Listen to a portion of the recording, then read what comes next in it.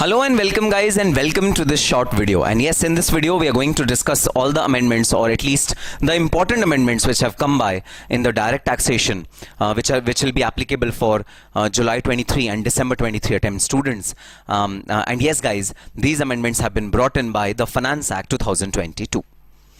These amendments are to be studied by all the students who are going to appear in the July 23 examination or December 23 examination.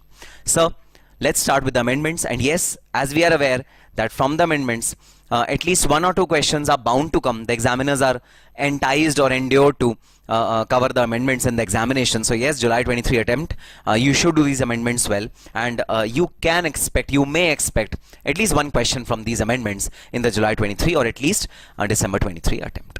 Okay, so let's start with the amendments. Guys, I have distributed the amendments into the broad heads or the chapters which we study in the class. So the first amendment has come in the basics concepts chapter, the tax rates. Okay, now guys, in the tax rates, the surcharge was categorized according to the income levels, and there were multiple layers of surcharge which were applicable on various assessees. Especially for the assessees whose income is 2 crores and above, their higher rate of surcharge, which is 25% and 37%, were applicable in the earlier year. But there were three category of income on which this higher rate was not applicable, even if the income was above 2 crores. What were those three category of income? Dividend income, capital gain, short-term capital gain under section 111A, and long-term capital gain under section 112A. So these three incomes, even if the income is above 2 crores, even then enhanced or the increased rate of surcharge was not applicable, and the surcharge rate applicable was 15%. You could not have charged more surcharge in case of these three incomes. Now guys, from this particular year, Finance Act 2022, one more kind of income has been added to this list, the long-term capital gain, which is other than shares under section 112. So guys, now even the long-term capital gains which are stated in 112, which is other than shares, even on these long-term capital gains, you cannot put or you cannot levy additional surcharge or increased surcharge of 25 and 37%. The maximum surcharge which can be put on this particular income is 15%. So I can, in a summary, say that all the incomes which are there in capital gains chapter, guys, all those incomes are subject to only a maximum tax rate of 15%. Even if their income is above 2 crores, even then guys, enhanced surcharge 25% and 37% are not applicable on this income. So one more income has been added, 112A, 111A were already there, dividends were already there. One more income which is added is 112. This is the amendment which has come in the basic concepts chapter, which is tax rates. Another amendment which comes every year, this is nothing new, it comes every year. They push the year by one more year. So the companies on which 25% tax rate is applicable, usual tax rate is 30%, but smaller companies, and that to domestic companies, are eligible for a beneficial tax rate of 25% only if their turnover did not exceed 400 crores in the previous year 2019-20. This year has been increased by one more year.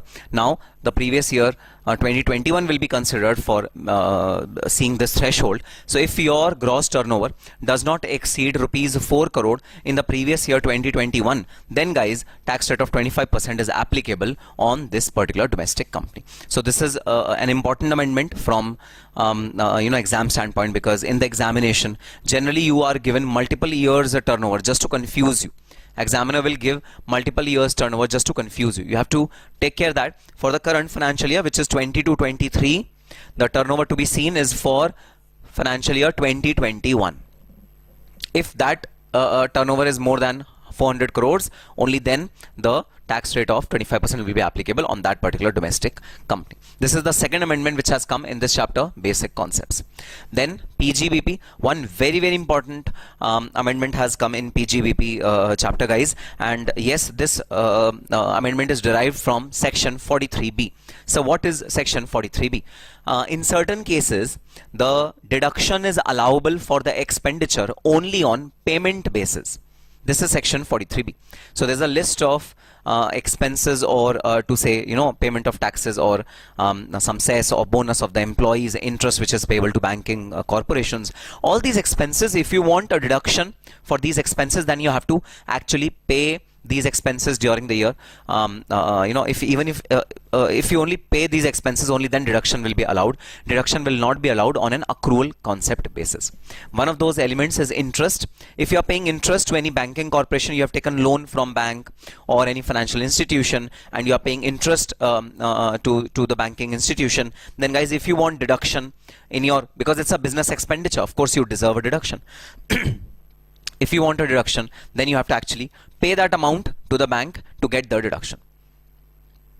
So this section is on expenditure which are allowed on payment basis. Now there's an amendment in this particular section, but first I'll tell you what was the relevant fact in this particular section. Okay. So guys, section 43B used to say that if interest is actually paid, only then deduction is allowed. Okay. Now sometimes what happens is, there's a company who has taken loan worth rupees 10 lakhs from a bank. Now it has accumulated interest over past several years. Okay, it did not pay interest for many years. So accumulated interest which it has not paid for many years amounts to rupees 5 lakh. This is accumulated interest which the company has not paid to the bank. So now the total liability which is to be repaid to the bank is 15 lakh rupees. That is the total liability which is to be repaid to the bank. Now under this circumstance, when the assessee or the taxpayer is not able to pay such hefty amount together, it requests the bank that bank please convert this interest also into a loan, and I will pay you this interest on an installment basis, on an EMI basis. So please convert this interest also into loan. So this is loan 1, this will become loan 2, or this will be incorporated in loan 1 itself. This is known as conversion of interest due into loan. Now according to Income Tax Act, this conversion of interest into loan does not qualify as payment of interest. You have not paid the interest, so this does not qualify as payment of interest, and therefore no deduction will be allowed for this conversion of interest from interest to loan element. No deduction will be allowed in the books of accounts. No deduction will be allowed in the chapter PGBP. That was the proviso which was added because people were converting their interest into loan, and then they were claiming that, oh, this is our payment. We have all paid the interest. Interest account is standing to nil. When interest account is nil, then you please give us a deduction of interest. Indian Income Tax Act said no. You have to actually pay the interest to get the deduction. So when you pay this amount actually, then you will get this deduction, not right now. Okay, so this was the section which was introduced, that payment of interest will not qualify, the conversion of loan into conversion of interest into loan, that will not qualify as payment of interest. That was the basic underlying principle behind 43B section. Okay, now guys, people are very smart. Okay, taxpayers are very smart. They just want ways to evade tax and just to do some tax planning around the words which are written in the section. So the words which are written in the section is that the conversion of interest due into loan will not tantamount to payment of taxes. So people found a new way of converting this converting this interest into something else. They converted this interest into any debenture or any other security. They did not convert it into loan. They converted it into any other security, any other debenture or any other security people started converting into, because the section specifically said that conversion of interest into loan will not be considered as payment of interest. So now we are not converting the interest into loan. We are converting the interest into either debenture or security. So people started taking this plea that this conversion will be eligible for deduction under section 43B. To nullify this misinterpretation, this is absolute misinterpretation of law, guys. To nullify this misinterpretation, amendment has been done in section 43B, where outstanding interest on loan taken from bank, NPFC, PFIs, etc. is converted into loan, then such interest is not deemed as interest paid. This section was slightly tweaked to say that where outstanding interest on loan taken from bank, NBFC, PFIs is converted into a loan or debentures or any other instrument. So even if you convert this interest, pending interest, into debenture or any other instrument, because you can change a name of that instrument, you can convert it into anything else, because you are very smart, we know that.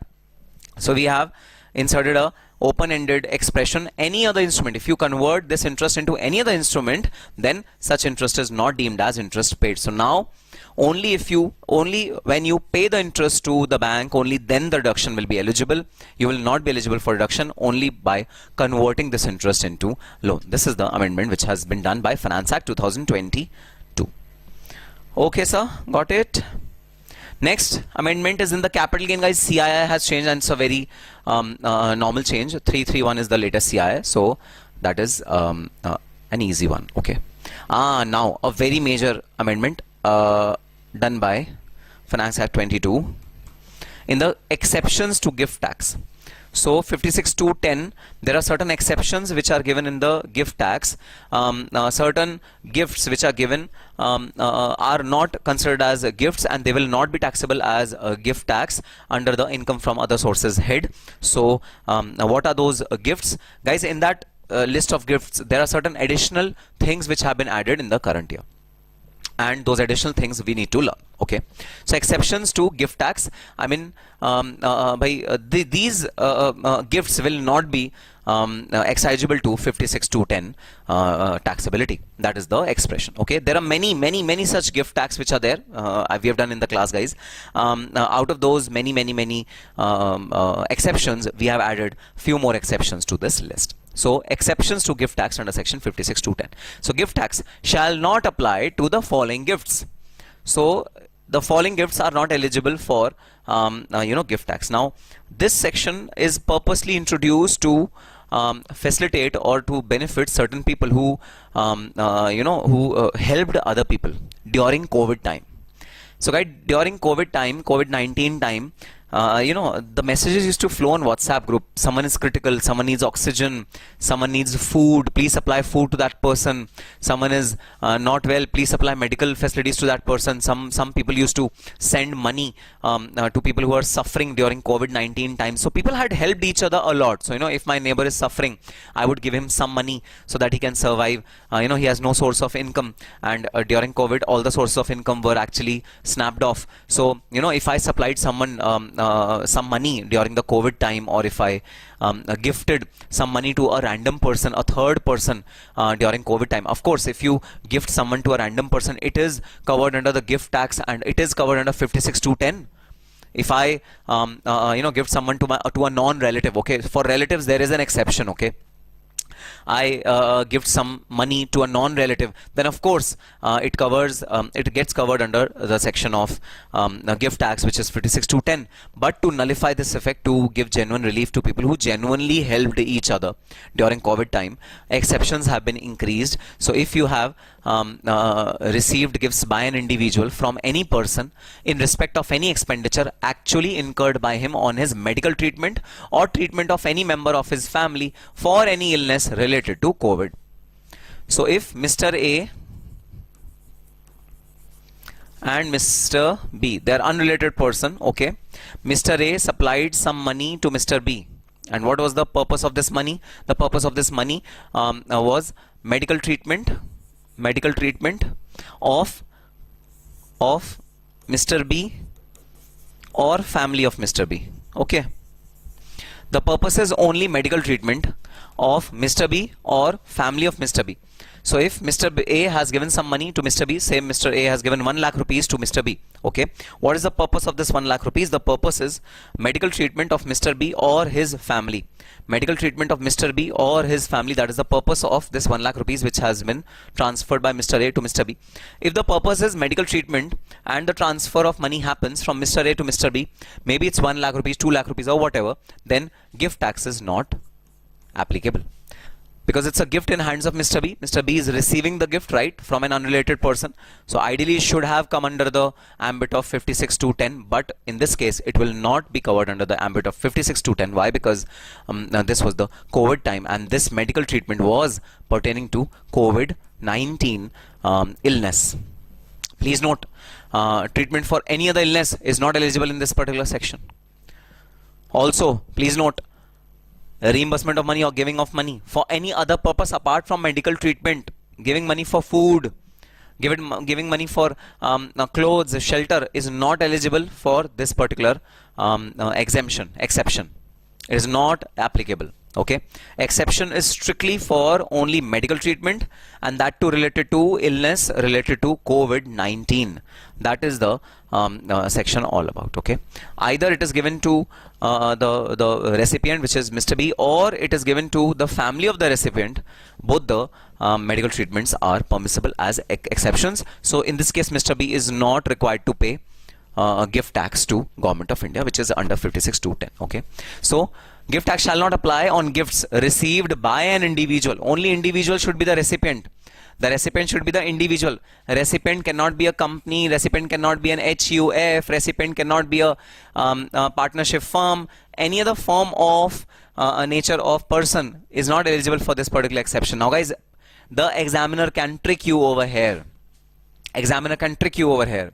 He'll give you that gift has been received by an HUF for the members for their medical treatment illness. Not eligible. It should be given to individual only. So received by an individual from any person. The giver can be any person. Recipient should be an individual.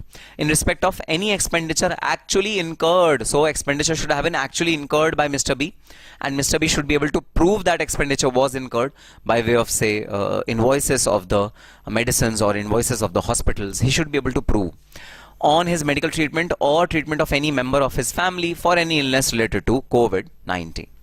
Exception is there. Gift tax is not applicable in this case. In addition to the other list is there. Okay, don't think that other list is superseded. That list, original list, is always there. In addition to that list, this is another exception to this particular section.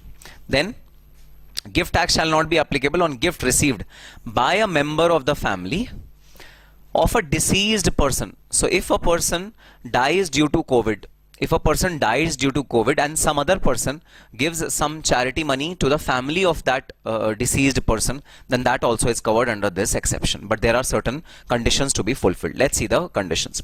By a member of the family, of the deceased person,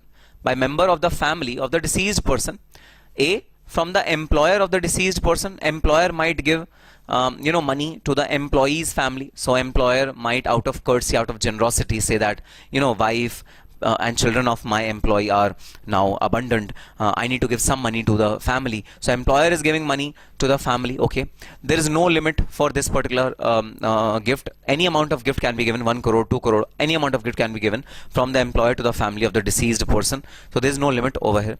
If the money is given by some other person apart from the employer, if some relative is giving, some distant relative is giving some money, or some other person is giving some money. So apart from employer, if someone else gives this money to the family of the deceased person, then the limit is up to the maximum of 10 lakh rupees. So if 12 lakh rupees is given to the family member, then guys, 10 lakh rupees is exempt from tax. 2 lakh rupees will be eligible for taxation. So in this case, from any other person, aggregate up to 10 lakh rupees. Up to 10 lakh rupees will be exempt. It will not be under the prelims of gift tax. But if it is above 10 lakh rupees, then it will fall under the provisions of gift tax. Where now there are two important conditions where the cause of death is COVID-19. Very, very important. It is not necessary that the death happens due to COVID only. Sometimes death happens due to failure of heart during COVID time. But then this exception is not applicable. This exception is applicable only when the cause of death is COVID-19. If the cause of death is something else apart from COVID-19, this exception is not applicable. Entire 12 lakh will be taxable in hands of the recipient under the gift tax regime. Okay. Then next is the payment is received within 12 months from the date of death of such person. So payment should have been received within 12 months of death of such person, which means payment should not be delayed. Within 1 year, the payment should be received by such person. Within 1 year, the payment should be received by by the family of such person.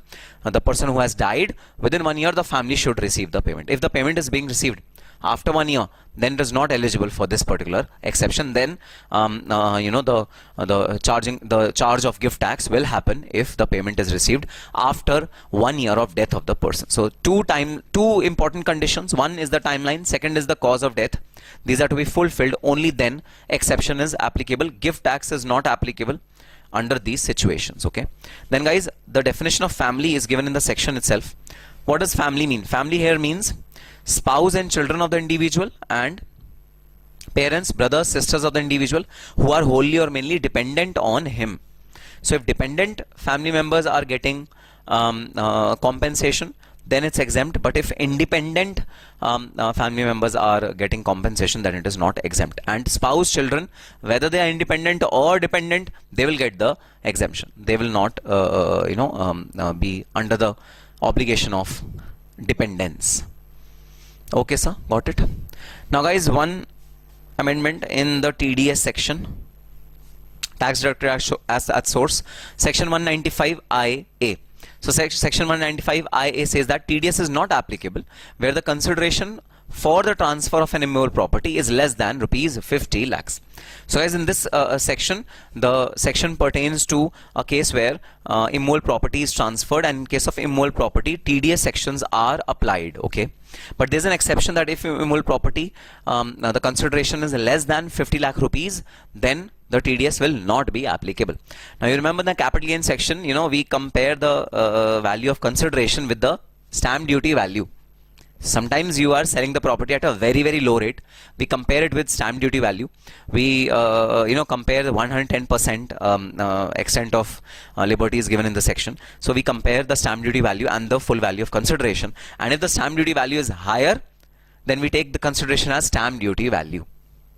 But in this section, guys, the TDS was supposed to be deducted only on the consideration. What if SDV was higher and we are taking SDV as the consideration? That eventuality was not considered in the old section.